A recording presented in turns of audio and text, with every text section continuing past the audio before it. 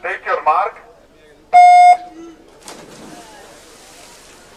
E allora ci sono le ragazze, noi andiamo in zona podio a consegnare le medaglie, saranno sempre vicepresidente CONI Veneto Guido Di Guida, accompagnato dal presidente Natatorium Treviso Vincenzo Dessio. Premiazione dunque dei 200 stile libero ragazze, terza e medaglia di bronzo per l'Hydros Matilde Modolo. Seconda e argento per la Sport and Fitness Alessia Checchi.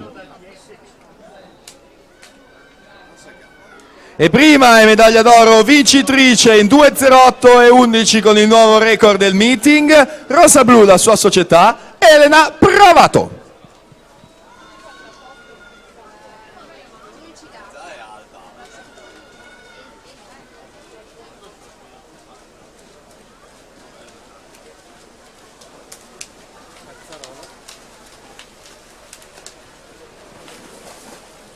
Ed ecco il podio completo con Pravato, Checchi, Modolo.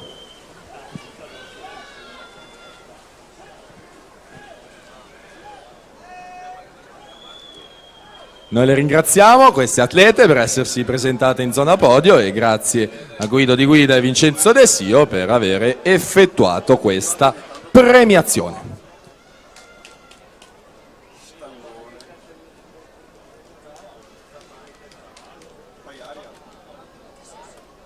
No, una volta sai che ti facevano i cappellini, quelli Col pannellino solare e la ventolina da sotto. Ah, che figata! Che figata! Non ci sono più i marocchini di una volta.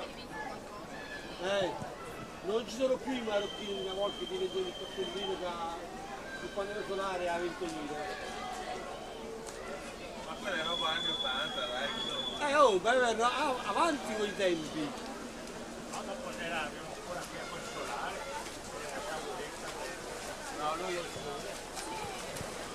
Sofia Lucia Catanese 2.14 e 16 vince la serie numero 8, alla partenza abbiamo la settima.